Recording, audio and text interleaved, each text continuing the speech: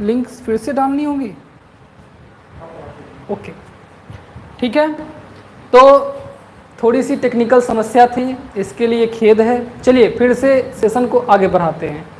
तो थोड़ा सा कमेंट का मैं चाहूँगा आप लोग कमेंट करें, क्वेश्चन में अपनी भागीदारी करें, इससे ऊर्जा का आदान प्रदान होगा, ठीक है। तो सभी लोग फिर से जुड़ जाएं। अब एक बार फिर से सबको बता भी सकते हैं आप, इससे और लोग भी आएंगे और सभी लोग मिलकर पढ़ सकेंगे, ठीक है। चलिए जुड़ जाइए सभी लोग। अब जो समस्याएं थी आपकी ये सॉल्व हो चुकी हैं और हम लोग फिर से अब चर्चा को आगे बढ़ाने वाले हैं, ठीक है। जो हमारा अगला प्रश्न होगा ये अब पॉलिटी से होने वाला है, ठीक है। पॉलिटी से जुड़ा हुआ, ज्योग्राफी से जुड़ा हुआ एक कंबाइंड प्रश्न आपके सामने ये मैं रख रहा हूं। देखिए प्रश्न है, जनसंख्या परिवर्तन का मुख्य निर्धारक है। यह भी आपके जो यूपी SSC पेट है इसका प्रश्न है, जनसंख्या परिवर्तन का मुख्य निर्धारक है। इसमें आपके पास मैं ऑप्शन दे रहा हूं। पहला जन्म दर, ठीक है, पहला ऑप्शन है जन्म दर। अगले ऑप्शन के तौर पर आप मृत्यु दर को पा लें। फिर अगले ऑप्शन के तौर पर आप प्रवासन को रख दें। प्रवासन समझते हैं, माइग्रेशन, यहां से कहीं और जाना। और अगले ऑप्शन के तौर पर आप ABC तीनों को रख दें। और लास्ट में एक और ऑप्शन आपके लिए अभी बना देता हूं जिसमें A और B रहेगा। अब जल्दी से आप कमेंट के जरिए अपना जवाब दें, जो इसमें क्या जवाब आपको सही प्रतीत हो रहा है, ठीक है। इसमें बताएं जल्दी से आपको क्या जवाब आपको सही प्रतीत हो रहा है, ठीक है। क्या जवाब आपको सही लग रहा है? आपकी जो भी ऑनलाइन वाली समस्याएं थी वो बिल्कुल खत्म हो चुकी है। अब सभी लोग फिर से आप जुड़ सकते हैं, इस पर ध्यान दें। कमेंट के जरिए जल्दी से इस प्रश्न का जवाब बताएं, ठीक है। हाँ, कई सारे जवाब हमें मिल चुके हैं। तो इसमें से ये बताना है, ये चुनना है ना, आप इसमें क्यों जा रहे हैं। आप कमेंट के जरिए इसमें से चुनाव करें ABC, ठीक है। अब ABC तीनों ऐसे कर सकते हैं, तो देखिए ये ऑप्शन D सही हुआ ना। आप ABC तीनों कैसे चुन सकते हैं, थोड़ा सा ये चीजें भी तो सीखना है। वहां आपको सिर्फ किसी एक ऑप्शन को चुनना होगा ना। तो हाँ, तो इसके लिए आप बताइए क्या आपका जवाब है।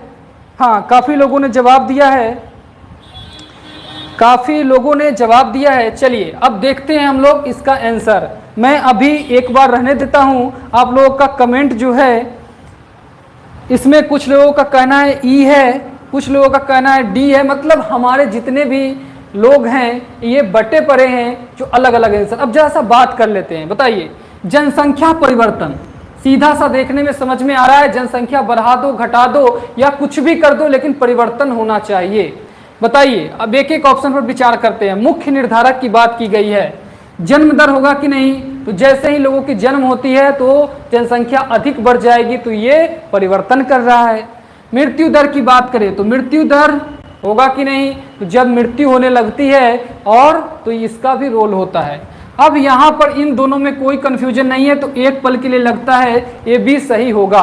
क्यों? क्योंकि कुछ लोग समझ सकते हैं प्रवासन इसमें कारक नहीं होगा, लेकिन ध्यान देंगे यहाँ क्वेश्चन बनाने वालों ने आपके फंसाने का पूरा प्रयास किया है। प्रवासन भी यहाँ पर जनसंख्या परिवर्तन का मुख्य कारक तत्व होगा। अगर कहीं पर प्रवासन हो जाते हैं तो वहां से जनसंख्या की एक बड़ी आबादी कहीं और चले जाएंगे, तो फिर भी उस क्षेत्र के लिए उस सीमा रेखा के अंदर जनसंख्या परिवर्तन व्यापक स्तर पर होगी।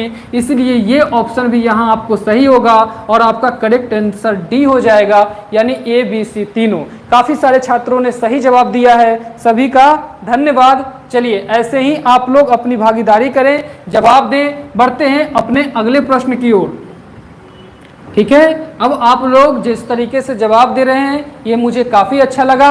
अब आपको इसी तरीके से जवाब देना है। देखिए एक प्रश्न ज्योग्राफी से ही डाल देता हूं फिर से। कौन सी पर्वत श्रेणी में कौन सी पर्वत श्रेणी में दुनिया की दूसरी सबसे ऊंची चोटी माउंट केटू स्थित है? पूछ रहा है प्रश्न में, कौन से पर्वत श्रेणी में दुनिया की सबसे ऊंची चोटी, दुनिया की सबसे ऊंची चोटी में से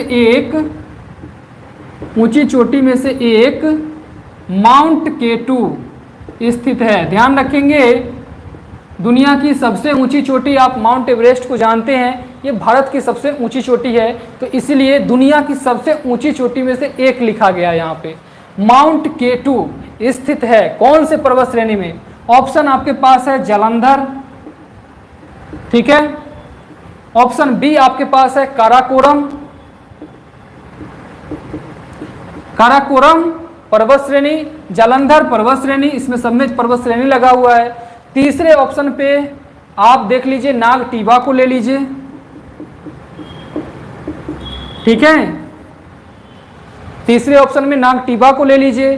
चौथे ऑप्शन में आप जास्कर को ले लीजिए, जास्कर को ले लीजिए, ठीक है। अब बताइए जल्दी से, कमेंट में आप सभी का इंतजार है, जल्दी से बताइए कौन सी। हाँ, अभय मालवीय जी का कहना है काराकोरम, ठीक है। देखते हैं आगे, बाकी लोग भी अपना जवाब जल्दी से प्रेषित करें, जल्दी बताएं कौन सा जवाब सही है। जीएस की खासियत क्या होती है? बस देखा और जवाब दिया, यही ना?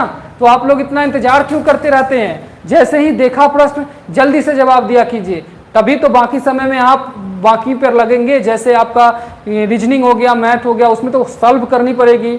जीएस की खासियत यही है, देखा जवाब दिया, तो इतना इंतजार नहीं। काफी सारे लोगों ने, सभी लोगों ने ऑप्शन बी की ओर रुख किया है, इसका मतलब कुछ बात है ऑप्शन बी में, इसमें कोई संदेह नहीं होना चाहिए। आप लोगों की तैयारी काफी अच्छी चल रही है, इसमें काराकोरम बिल्कुल सही जवाब है। अब जरा जो लोग नहीं दे पाए होंगे, इनके लिए थोड़ा सा मैं बताना भी चाहूंगा। देखिए ध्यान दीजिए जरा, आपका ये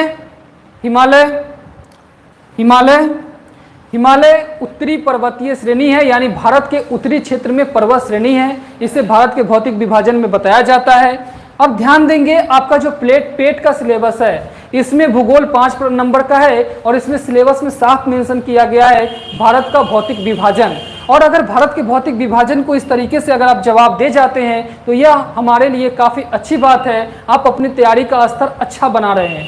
बात करें तो इसमें उत्तरी पर्वतीय श्रेणी हिमालय 2 भागों में बटी होती है। किन 2 भागों में बटी होती है? ध्यान देंगे तो यहाँ पर जो आपका ऊपर में होता है, ये ऊपर में जो है एक ये है और एक यहाँ वाला ये पोर्शन है, 2 भागों में हिमालय बटी होती है। इसमें जो ऊपर वाला भाग है, ये जम्मू कश्मीर जहाँ पे आपको दिखता है, इसे बोलते हैं ट्रांस हिमालय। क्या बोलते हैं? ट्रांस हिमालय। और यहाँ वाला जो है यह है मुख्य हिमालय, ठीक है। अब ट्रांस हिमालय में आपको 2 श्रेणियां मिलती है, मुख्य रूप से आपको 2 श्रेणियां इस तरीके से यहाँ पर मिलती है, और मुख्य हिमालय में 3 श्रेणियां यहाँ पे आपको मिलती है।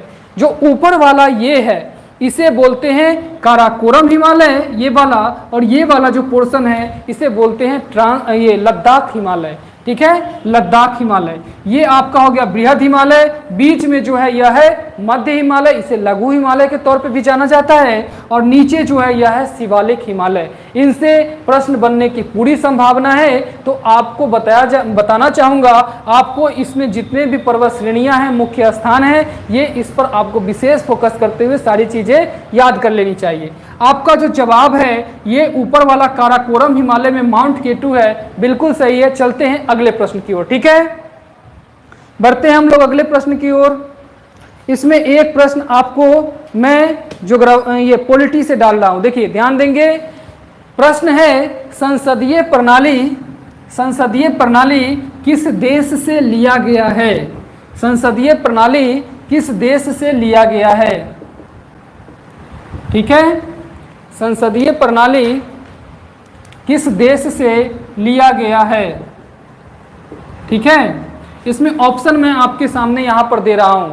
पहला ऑप्शन है आपका यूएसए, यानी संयुक्त राज्य अमेरिका, ठीक है।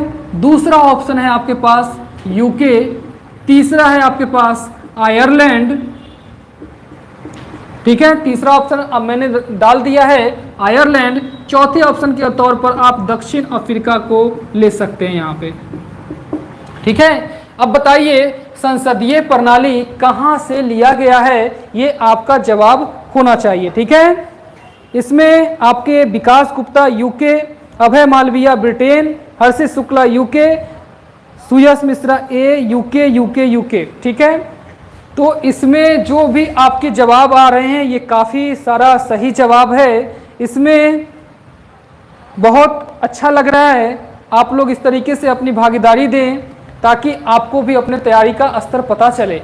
देखिए अब बात करते हैं, काफ़ी लोगों ने जवाब दिया है, अब समय है सही जवाब बताने का।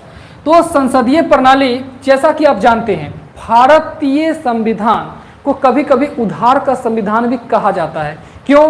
क्योंकि हमने काफ़ी देशों के संविधान का गहन अध्ययन करने के बाद उसकी अच्छी विशेषताओं को सीखते हुए उसको अपनाया है। ठीक है, इसमें हमने बिना कोई शर्म किए हुए सभी देशों की अच्छी अच्छी जो प्रणालियां थी उसे ग्रहण किया है। इसी में एक संसदीय प्रणाली है। इसमें संसदीय प्रणाली में क्या किया जाता है, सरकार का प्रमुख प्रधानमंत्री होते हैं और एक संसदीय व्यवस्था चलाई जाती है। इसके बारे में हम लोग पॉलिटी की क्लास में विशेष बात करेंगे। तो देखिए संसदीय प्रणाली की जो यह व्यवस्था है यह हमें कहाँ से लिया गया है, यह यूके से लिया गया है। मैं बताना चाहूँगा यूएसए यानी अमेरिका में संघीय व्यवस्था है, वहाँ राष्ट्रपति अधिक शक्तिशाली होते हैं, अध्यक्षात्मक प्रणाली इसे कहना ज़्यादा उचित प्रतीत होता है। ठीक है, तो यहाँ पर जो आपका यूके है यानी यूनाइटेड किंगडम, इसे ही ब्रिटेन के तौर पर भी जानते हैं। इसे भी किसके तौर पे जानते हैं, ब्रिटेन के तौर पर भी जानते हैं। तो यहाँ से संसदीय प्रणाली ली गई है। काफ़ी आसान प्रश्न था, छोटा प्रश्न था। चलिए अगला प्रश्न आपके सामने ये है, काफ़ी आसान प्रश्न ये भी है। बताइए, सिंपल प्रश्न मैं पूछ रहा हूँ, भारत में राज्य और यूटी यानी यूनियन टेरिटरी, इसे आप केंद्र शासित प्रदेश के रूप में जानते हैं। तो आपको बताना है भारत में राज्य और यूटी की संख्या कितनी है। ऑप्शन है आपके पास, ध्यान देंगे। ऑप्शन नंबर 1 है आपके पास, ठीक है, 28-8, ठीक है। बी है आपके पास 29-8, सी है आपके पास 28-9 और डी है आपके पास 29-7। 4 ऑप्शन है आपके पास। जल्दी से आपको बताना है कितने भारत में राज्य और केंद्र शासित प्रदेशों की संख्या है। हाँ, काफ़ी सारे हमें जवाब मिल चुके हैं जी। बिल्कुल, मैं सभी का नाम तो नहीं ले सकता हूँ, लेकिन सभी लोग यहाँ पर बता रहे हैं 28-8। अच्छा, कुछ लोग यहाँ पर 28-9 वाले भी हैं, कुछ लोग यहाँ पर 28-9 वाले भी हैं। सभी लोग अपनी जल्दी से जवाब बताइए कितना है। शुभम यादव 28-9, हर्षित शुक्ला 28-8, रोहित सिंह 28-9, विकास गुप्ता 28-8, ठीक है, रवि कुमार सिंह 28 और 8। चलिए, बहुत लोगों ने जब सही जवाब दिया है, कुछ लोगों का जवाब थोड़ा सा गलत है। बात करते हैं, सबसे पहले 28-9 की जरा बात कर लें। कुछ लोगों को क्यों लगता है 28-9 हो गया। सबसे पहले जानिए, जब जम्मू कश्मीर वाला जितने उसे यूटी के रूप में नहीं घोषित किया गया था, उससे पहले क्या स्थिति थी। उससे पहले 29 और 7 चलता था 29-7, मतलब 29 हमारे पास राज्य थे और 7 केंद्र शासित प्रदेश थे। ठीक है, बिल्कुल। यहाँ पे एक जी बिल्कुल, जब जम्मू कश्मीर को नहीं किया गया था तो 29 और 7 का ये रेशियो था। मैं अभी आंसर नहीं दे रहा हूँ, मैं यहाँ पे बता रहा हूँ, आपको समझा रहा हूँ, ध्यान देंगे।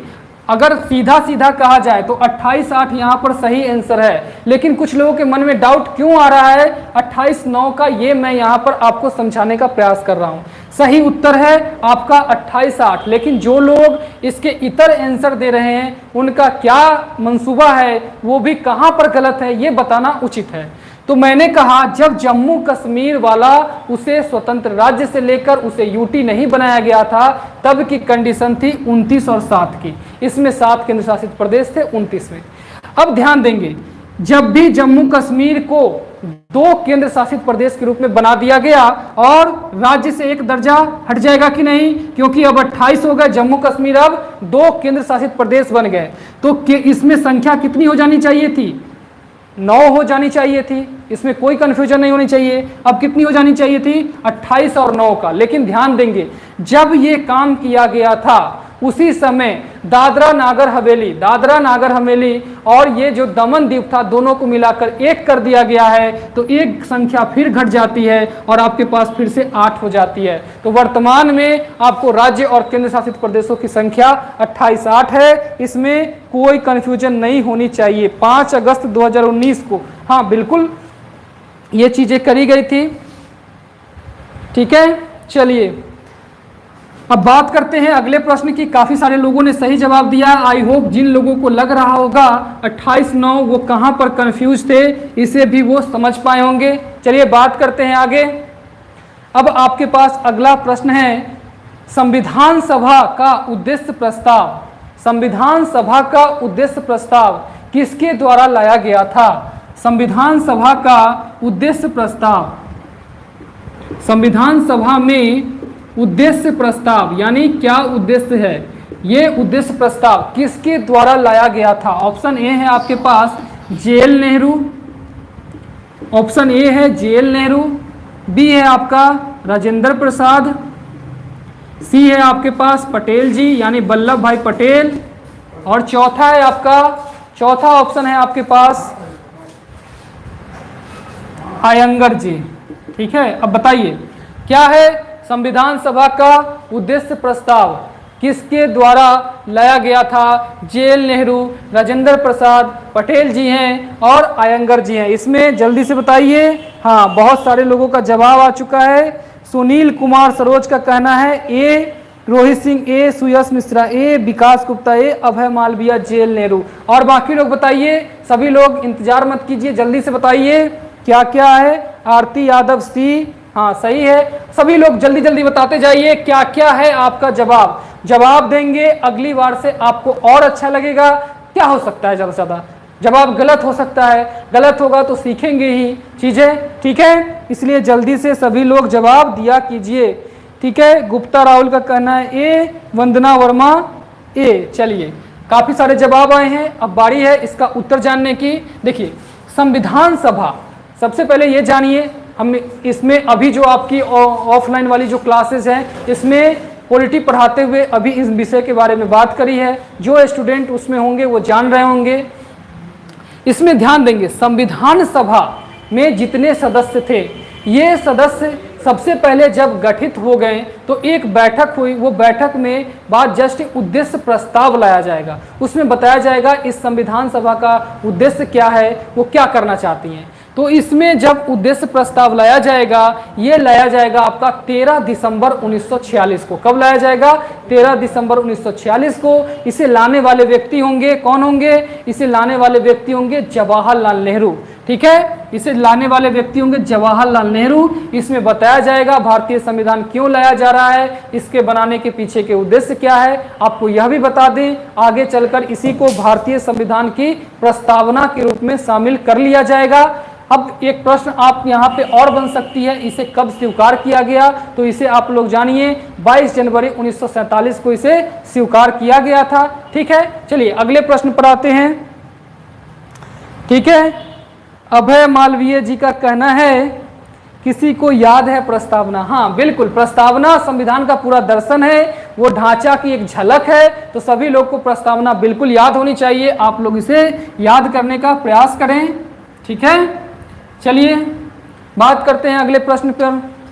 देखिए एक प्रश्न आपका साइंस से पूछ लिया जाए। ठीक है, इसमें मैं आपसे पूछ रहा हूं, निम्न में कौन सा विटामिन जल में घुलनशील होता है?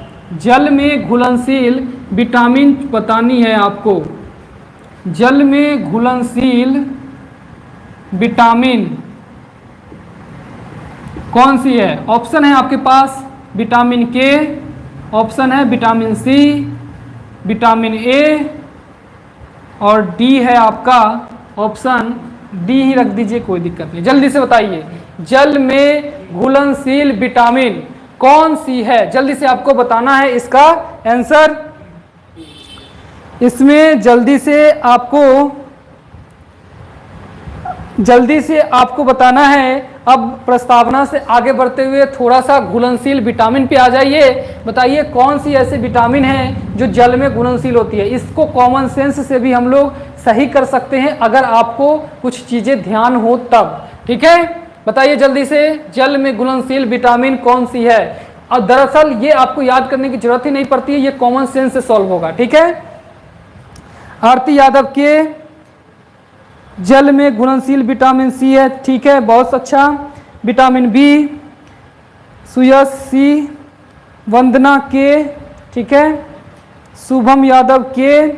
जल्दी से बताइए सभी लोग, देर नहीं होनी चाहिए। मौका चूक गया फिर कुछ हाथ नहीं लगेगी, क्यों कहा गया है? देर करने वाले लोगों के लिए। तो देर जो करेंगे वो पछताएंगे।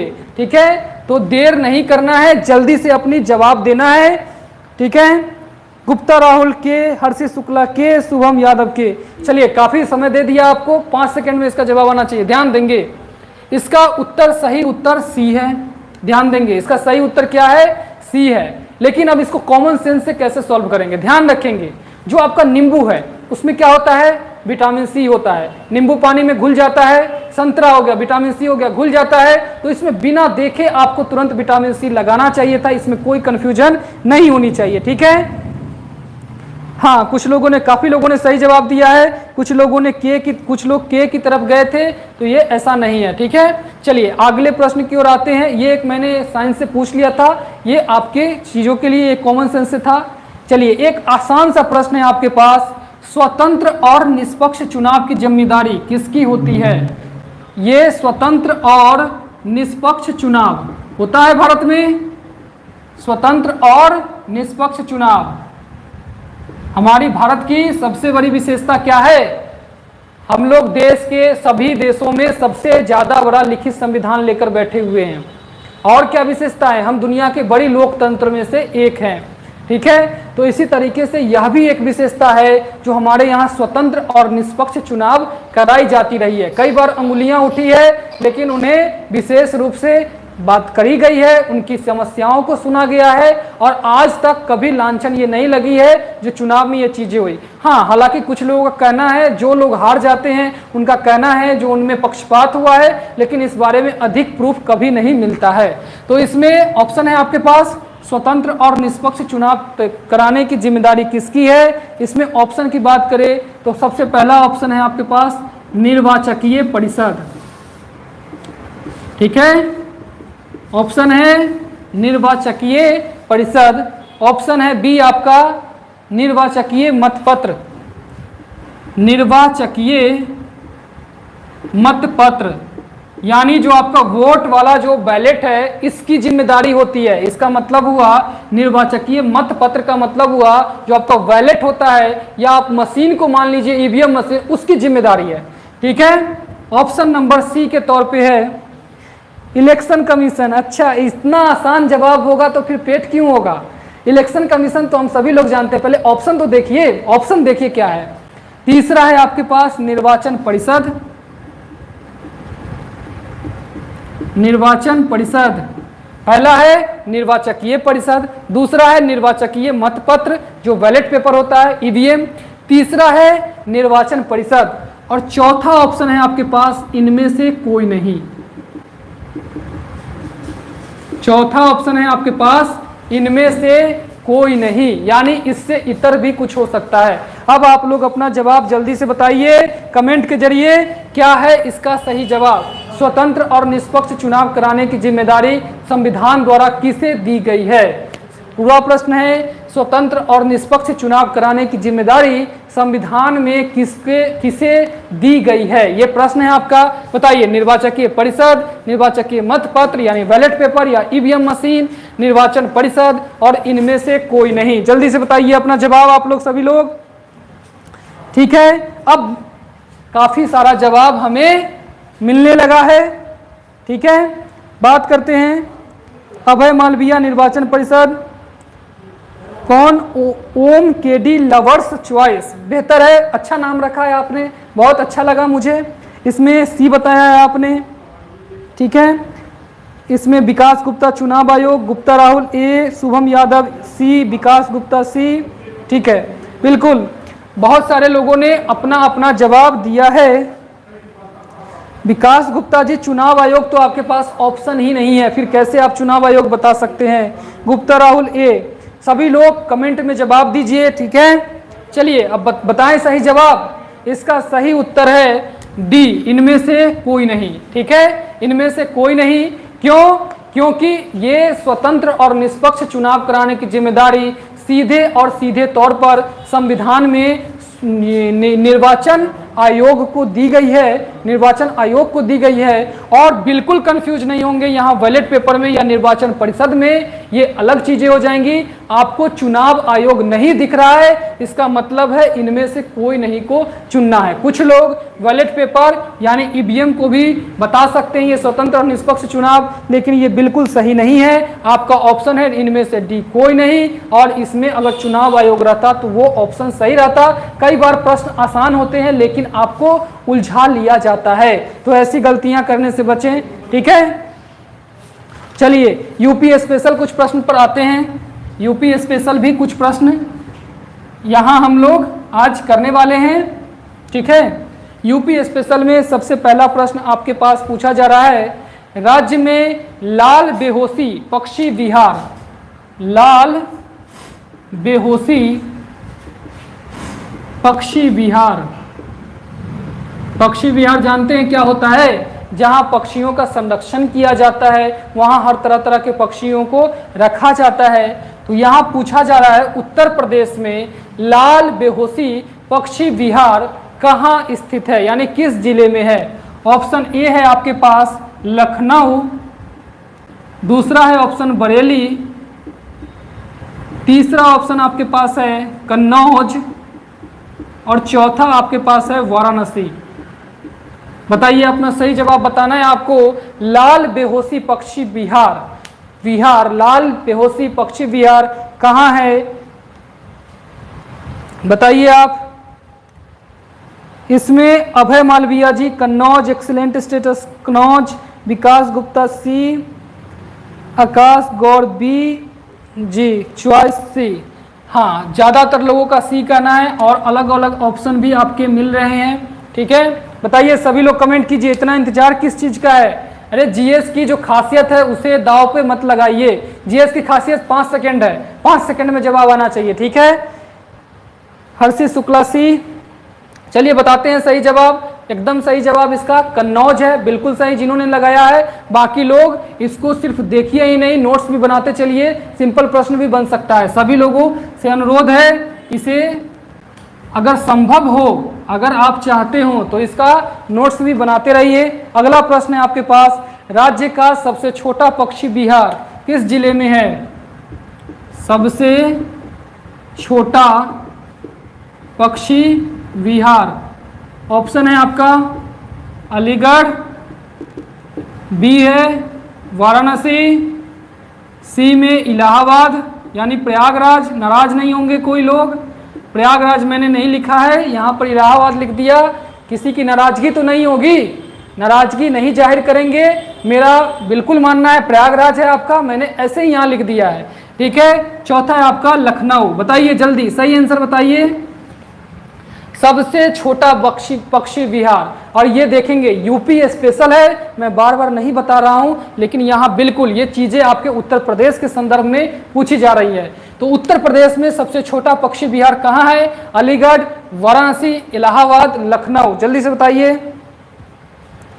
विकास Gupta A, Akash Gaur A, Sunil Kumar Saroj A, lovers choice A D, lovers choice ji का कहना है डी। अच्छा, बट गए हैं सारी चीजें। और लोग कहाँ हैं? सभी लोगों का जवाब आना चाहिए। शायद अलीगढ़ जी, बिल्कुल इसका सही जवाब अलीगढ़ है, एकदम सही जवाब है अलीगढ़। सभी लोगों का जिन्होंने अलीगढ़ बताया है बहुत बहुत उनको बधाई हो। बाकी लोग अपना दिल छोटा नहीं करेंगे, अगले प्रश्न का वेट करेंगे, ठीक है। बना रहे हैं आप लोग नोट्स, नोट्स थोड़ा सा बन जाएगा तो इसमें हम लोग काफ़ी चीज़ें तैयार करने लेने वाले हैं। हर बुधवार को आपका जीएस का इसी तरीके से मैराथन क्लास होने वाली है। उसके बाद आपको शनिवार को पूरे के पूरे कंबाइंड बैच का महा मैराथन होता है, ये याद रखेंगे। और सभी लोग ये क्वेश्चन सेशन भाग में एमसीक्यू वाले में जरूर भाग लीजिए, इससे आपकी तैयारी को धार मिलेगी। तो आपको क्या करना है, बाकी दिनों पे तैयारी और एक दिन मैराथन और सप्ताह में एक दिन महा मैराथन के लिए तैयार रहना है। सोमवार को क्या चलती है आपकी, आपको पता होगा, मैथ चलती है इसी टाइमिंग में 7 बजे से। इसके बाद क्या चलती है आपको, मंगलवार को रीजनिंग चलती है, इसमें भी एमसीक्यू वगैरह सारा आता है। बुधवार को इसी तरीके से आपका आता है यहाँ पे जीएस, इसमें मैं स्वयं आपको ले चलता हूँ आगे। इसी तरीके से आगे के आपके अगले दिन जो बृहस्पतिवार होगी इसमें आपको हिंदी चलने वाली है, और बुधवार को हिंदी, बृहस्पतिवार को हिंदी चलने वाली है, और इसके आगे आपको इंग्लिश चलती रहती है। ये चीजें होती हैं, ठीक है। चलिए अब मैं पूछता हूँ, आपका अगला प्रश्न है, उत्तर प्रदेश में सर्वाधिक लंबी नहर, उत्तर प्रदेश में सर्वाधिक लंबी नहर की बात की जा रही है। सर्वाधिक लंबी नहर कौन सी है, लंबी नहर कौन सी है? ऑप्शन ए है, ठीक है। ऑप्शन यहां पे आपको है शारदा, ठीक है। ऑप्शन आपका यहां पे है शारदा, दूसरा है भांगल, दूसरा यहां पे है आपका भांगल, ठीक है। तीसरा है आपका यमुना नदी नहर परियोजना, और चौथा आपके पास हो गया यहाँ पे भाखड़ा। बताइए जल्दी से, आपके पास जो भी ऑप्शन है। अब इससे ज्यादा आसान प्रश्न बन नहीं सकता है, यहाँ पे बिल्कुल ट्रिक है आपके पास। तो अगर जो कोई भी थोड़ा सा भी करे होंगे, इनके लिए पूरा पढ़ते खुली पड़ी है, यहाँ जवाब एकदम खुला पड़ा है, आपको जल्दी से जवाब देना है। उत्तर प्रदेश में सबसे लंबी नहर, अगर जो भी लोग जानते होंगे थोड़ा भी, इसमें एक ही नहर की बात करी गई है और वो आपको पकड़ना है, ठीक है। हाँ, बाकी आप लोगों ने काफी सही पकड़ा है और सभी लोगों का एक तरफ से जवाब है शारदा, और ये एकदम सही जवाब है, क्योंकि बाकी कुछ तो नहर है ही नहीं और कुछ उत्तर प्रदेश से भी बाहर की बात की गई है। बिल्कुल सही जवाब है आपका। चलिए आगे बढ़ते हैं। अगला प्रश्न है, खारा जल विद्युत परियोजना, खारा जल विद्युत परियोजना किस जिले में स्थित है? यहां भी उत्तर प्रदेश के संदर्भ में बात की गई है। खारा जल विद्युत परियोजना किस जिले में स्थित है? दिल्ली की भी बात कर लेता हूं, ठीक है। दिल्ली है आपका, मेरठ है, दिल्ली है, मेरठ है। एक ऑप्शन आपके यहां पे है सहारनपुर, ठीक है। चौथा है आपका कानपुर। ये भी लॉजिकल क्वेश्चन है, लॉजिक से आप कर सकते हैं। बताइए, खारा जल विद्युत परियोजना किस जिले में स्थित है? दिल्ली, मेरठ, सहारनपुर, कानपुर। जल्दी बताइए, जल्दी बताइए। इस प्रश्न पे अब आ जाइए। आकाश गौर बी, विकास गुप्ता सी, ठीक है। अभय मालविया का कहना है शारदा नहर बनवासा से निकली है, जी ठीक है। अब इस प्रश्न का जवाब दीजिए, खारा जल विद्युत परियोजना किस जिले में स्थित है? आपके पास 4 ऑप्शन है, दिल्ली, मेरठ, सहारनपुर, कानपुर। इसमें सभी लोग का जवाब आना चाहिए। सभी लोग जल्दी से जल्दी अपना जवाब देने की कोशिश करें, इसमें इंतजार नहीं होनी चाहिए, ठीक है। सी ऑप्शन हमारे पास आया, रवि का कहना है बी, हर्षित बी, ठीक है। गुप्ता राहुल सी, ठीक है। जल्दी से बताइए सभी लोग, सभी लोगों की जवाबदेही होनी चाहिए। शुभम यादव बी, अभय मालविया मेरठ, सरोज का कहना है बी।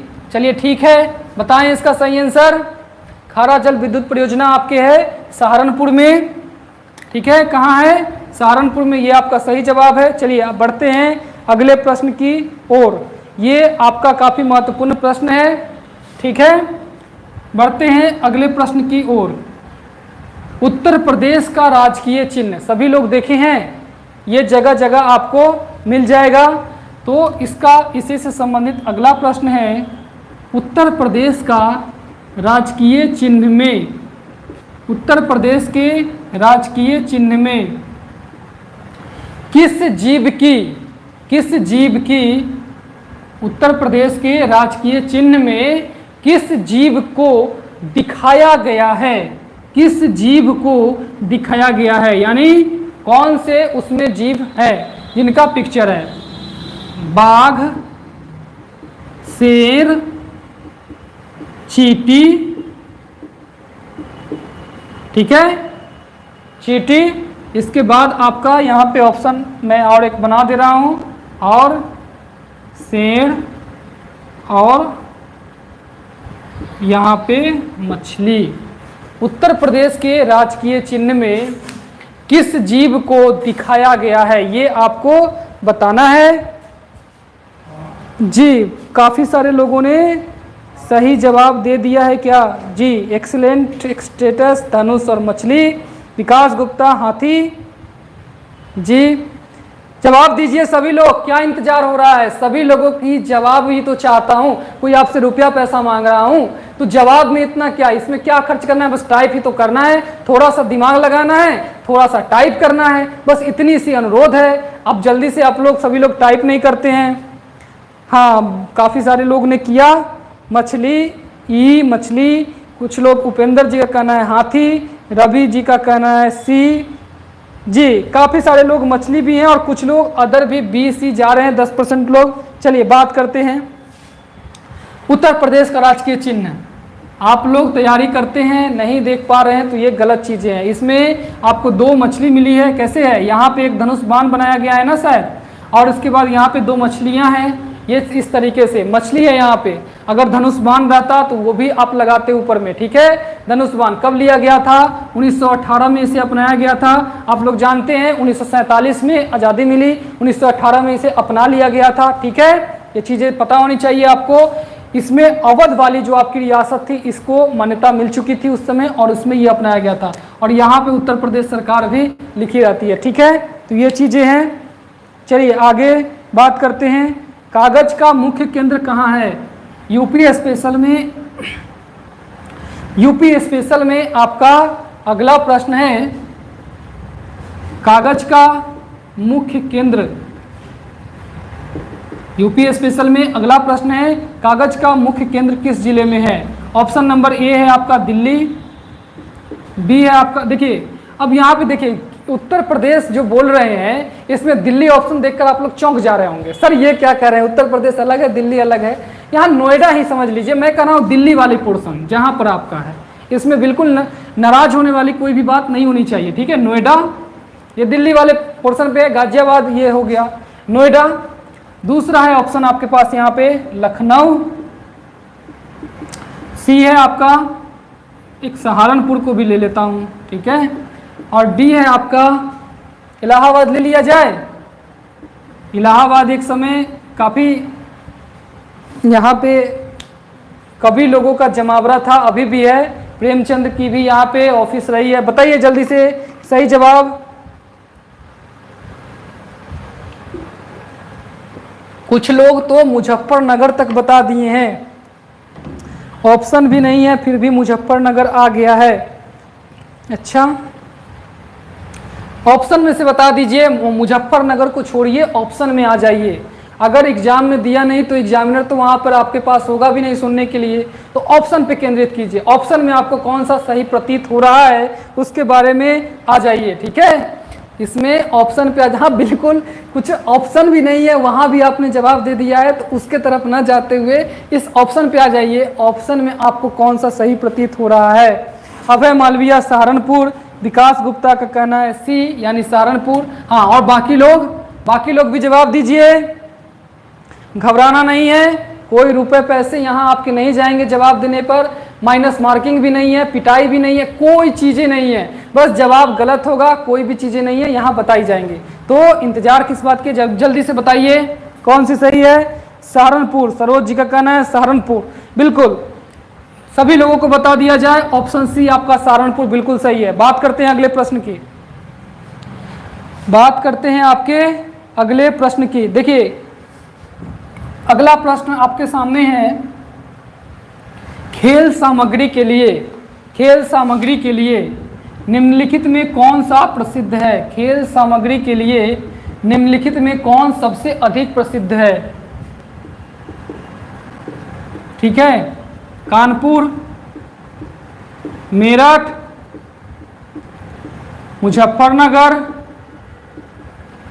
अलीगढ़। बताइए जल्दी से ऑप्शन। 4 ऑप्शन है आपके पास। खेल सामग्री के लिए प्रसिद्ध कौन सा है निम्नलिखित में? कानपुर, मेरठ, मुजफ्फरनगर, अलीगढ़। उपेंद्र कुमार का कहना है राजकीय चिन्ह 1938 में लिया गया है। ठीक है, चेक कर लीजिएगा एक बार। मुझे 1918 लगता है, इसमें कोई दुविधा की बात नहीं है। सभी लोगों से अनुरोध है, चेक कर लीजिएगा। सही जवाब जो होगा उसे आप लोग मान लेंगे। ठीक है, मैं इस पर विशेष डिबेट नहीं करना चाहूँगा, मैं बहुत ज़्यादा कन्फर्म इस पर नहीं हूँ। मेरा मानना है 1918, वैसे आप चेक कर सकते हैं। ठीक है, अब आ जाइए इस प्रश्न पे आ जाइए। खेल सामग्री को लेकर निम्नलिखित में से कौन सा विशेष रूप से प्रसिद्ध है? ठीक है, हाँ, इसमें काफ़ी सारे मेरठ, बी, बिल्कुल बिल्कुल सही जवाब है मेरठ। सभी लोगों ने, अधिकतर लोगों ने, ज़्यादातर लोगों ने सही जवाब दिया है मेरठ। बिल्कुल सही जवाब है। बहुत अच्छा, बहुत अच्छी तैयारी चल रही है आपका। ठीक है, चलिए इसमें अब आपका अगला प्रश्न है यूपी स्पेशल में।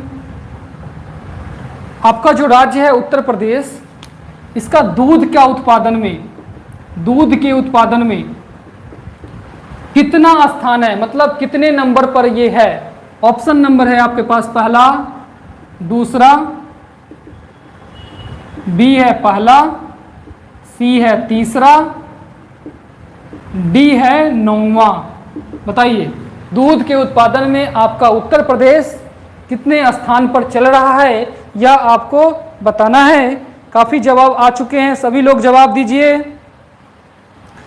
हर्षित बी, हर्षित डबल जवाब दे रहे हैं। कोई एक पर जाइए। शुभम यादव बी, सुनील कुमार सरोज 1, शुभम यादव बी जी। काफ़ी उपेंद्र 1, अभय मालविया पहले स्थान पर जी। इसमें आपके पास अगर बताया जाए दूध के उत्पादन में उत्तर प्रदेश प्रथम स्थान पर है। आपको यह चीज़ें जाननी चाहिए। जिन्होंने भी जो भी जवाब दिया है उन्हें बधाई। ठीक है, अगला प्रश्न आपके पास ये है। अब दूध का आपने बता दिया है, तो अगला प्रश्न इसी से संबंधित है। दुग्ध परिषद का गठन कब किया गया? दुग्ध परिषद का गठन, दुग्ध परिषद का गठन कब किया गया है? उत्तर प्रदेश में। ऑप्शन नंबर ए है आपके पास, ऑप्शन नंबर आपके पास ए है 1980, 1978, सी है 1976 और डी है आपका 1975। तो बताइए आपका सही जवाब क्या है? यहाँ पर आपके पास प्रश्न है, राज्य दुग्ध परिषद का गठन कब किया गया उत्तर प्रदेश में? आपके पास ऑप्शंस हैं, आपको बताना है। ठीक है, हाँ, अब उस प्रश्न से आगे बढ़ते हुए इस प्रश्न की ओर आइए। दुग्ध परिषद का गठन कब किया गया है? ठीक है, विकास का कहना है 1976। और लोग बताइए, सभी लोग बताइए क्या दिक्कत है? कुछ लोग भागते जा रहे हैं, ऐसा नहीं है। अब आपका समय समाप्त ही होने वाला है, तो जब तक आपके टीचर आपके साथ हैं तब तक आपको भी गिव अप नहीं करना चाहिए। ठीक है, तो इसलिए इस प्रश्न का जवाब दीजिए। एक प्रश्न इसके बाद आपको और देना है। 1976, हर्षित का कहना है बी, शुभम का कहना है बी। ठीक है, इसमें बात करी जाए तो आपका राज्य दुग्ध परिषद का गठन किया गया है 1976 में, यानी ऑप्शन नंबर सी आपका सही है। अंतिम प्रश्न मैं आपको यहाँ पर पूछने वाला हूँ, और अंतिम प्रश्न क्यों ना पूछ लिया जाए ज्योग्राफी के साथ या पॉलिटी के साथ। जल्दी से बताइए अंतिम प्रश्न किससे पूछना चाहें, ज्योग्राफी या पॉलिटी से? सभी लोगों का जवाब, या फिर यूपी स्पेशल? सभी लोग कमेंट करके बताइए जरा, अंतिम प्रश्न किससे आप जानना चाहेंगे, ज्योग्राफी, पॉलिटी या फिर?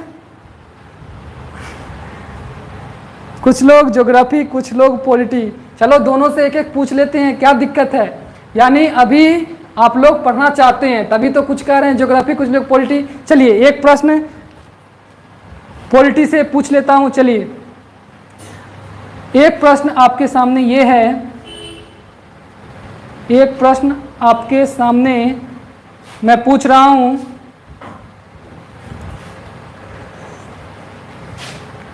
ठीक है।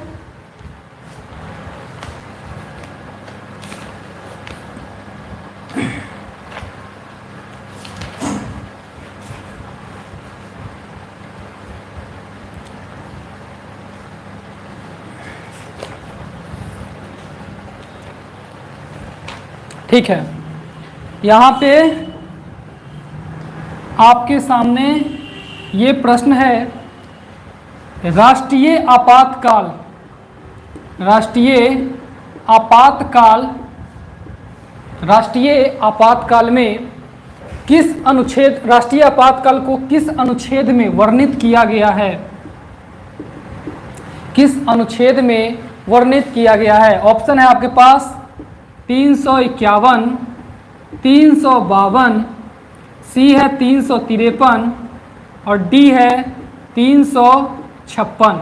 आपको बताना ये अनुच्छेद की संख्या है, इसमें आपको बताना है राष्ट्रीय आपातकाल को किस अनुच्छेद में बताया गया है। जल्दी से अपना प्रश्न बताइए, उत्तर बताइए, कौन सा ऑप्शन आपको यहाँ पर सही प्रतीत हो रहा है, राष्ट्रीय आपातकाल को किस अनुच्छेद में बताया गया है।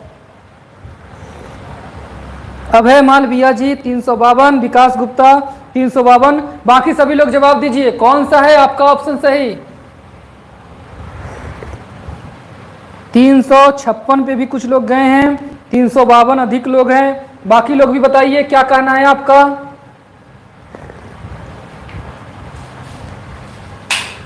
ठीक है, इसका सही उत्तर बिल्कुल 352 है। देखिए राष्ट्रीय आपातकाल में क्या होता है, कहीं अगर युद्ध होता है या कोई भी ऐसी चीज़ें होती हैं तो नेशनल इमरजेंसी घोषित की जाती है। ठीक है, इसको अनुच्छेद 352 में घोषित किया गया है। 356 में आपका राष्ट्रपति शासन के बारे में बात की गई है, तो ये चीज़ें हैं। 360 में आपका राष्ट्रीय वित्तीय आपातकाल की बात की गई है। ठीक है, ये चीज़ें हो गई आपकी। ठीक है, चलिए अब आपके पास एक अंतिम प्रश्न है इस सेशन का। आज का अंतिम प्रश्न आपके सामने मैं प्रस्तुत कर रहा हूं, ध्यान देंगे।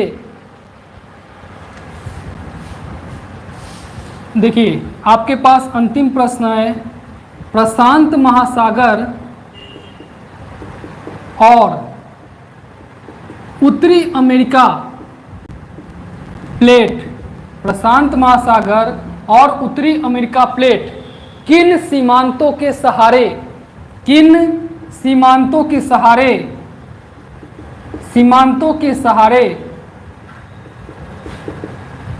व्यवहार कर रहा है, व्यवहार कर रहा है। इसमें ऑप्शन है आपके पास अपसरण, बी है आपका अभिसरण,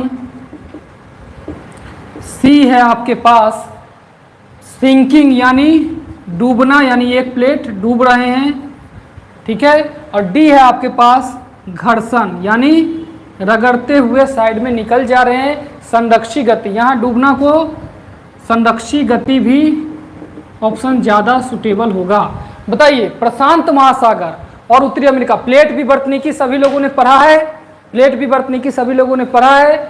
आपके पास जितने भी डिजिटल क्लासेस है एप्लीकेशन पर, उसमें प्लेट विवर्तनिकी भी मौजूद है, काफ़ी कम प्राइस में है, फ्री वीडियो भी काफ़ी सारे अवेलेबल है। तो सबसे पहले तो आप लोग एक बार ट्राई कीजिए एप्लीकेशन पर जाकर, आपको क्लासेस कैसे लगती हैं। ठीक है, उसके बाद वहाँ कांटेक्ट कीजिए, वहाँ पर आपको सारी चीज़ें, सारी मदद की जाएंगी। तो सभी लोग उसको पहले देखिए। ठीक है, अगर वहाँ आप जानते भी हैं फिर भी आपको एक बार देखना चाहिए, ट्राई करना चाहिए।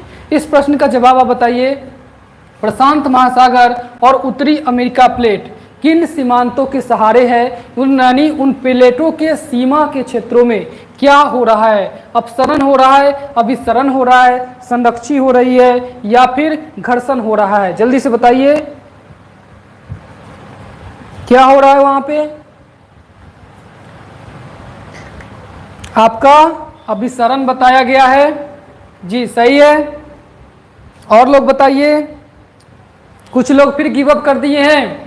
देखिए ये मैराथन क्लासेज है, मैराथन क्लासेज का सबसे बड़ा रूल मैं आपको बताता हूँ, गिव अप नहीं करना। आमतौर पर लोग कुछ दूर दौड़ते हैं, रुक जाते हैं, यहाँ पर आपकी हार हो जाती है।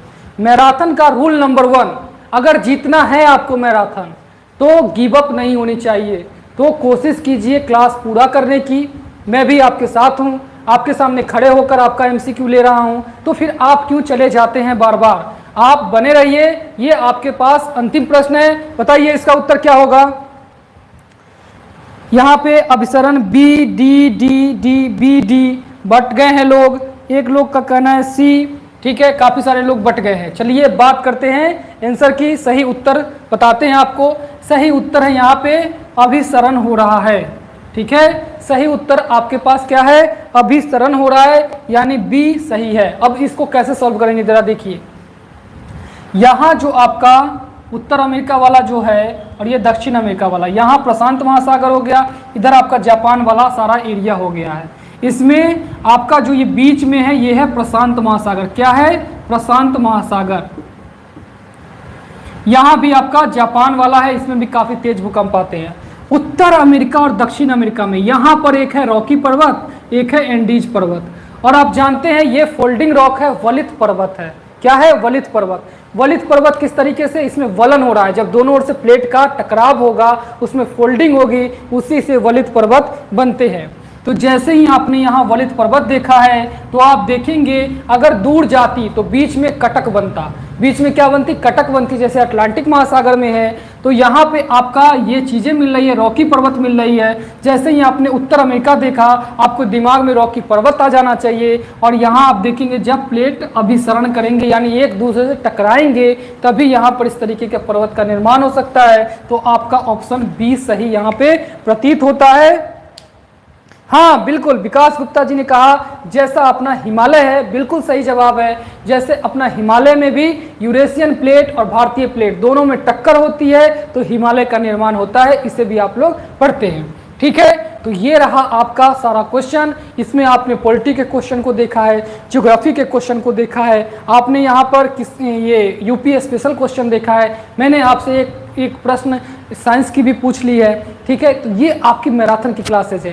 रोज 7 से 8 आपको इस तरीके से चीज़ें तैयार करनी है। बाकी आप डिजिटल कोर्स से जुड़िए, ऑफलाइन क्लासेस से जुड़िए, वहाँ बिल्कुल तैयारी कीजिए। फिर यहाँ एमसीक्यू ये अनवरत रूप से चलता रहेगा। जब आपका यूपी पेट हो भी जाएगा तब भी यहाँ पे क्या होगा, चीज़ें चलती रहेंगी। तो इसमें आपकी तैयारी को हमेशा ये चीज़ें मिलती रहेंगी। अब ध्यान देंगे, कल आपकी हिंदी की क्लास ठीक इसी समय पे होंगी। हमारे जो हिंदी के एक्सपर्ट हैं सुचित सर, वो आपकी क्लास लेंगे, आपके लिए प्रश्न लाएंगे। और मैराथन तो रोज चलेगी ही चलेगी, एक महा मैराथन हर शनिवार को होगा। उसके लिए अभी आपको तैयार रखना है, अपने बाकी सारे कामों को निपटा कर 10 बजे से आपको ऑनलाइन आ जाना है। उस दिन अगर आप संभव हो तो थोड़ा सा किसी का वाईफाई ले लीजिएगा, क्योंकि उस दिन की क्लास थोड़ी लंबी होती है, लगभग 2.5 घंटे की क्लास होती है। ठीक है, तो मिलते हैं अगले सेशन में, तब तक के लिए बहुत बहुत धन्यवाद।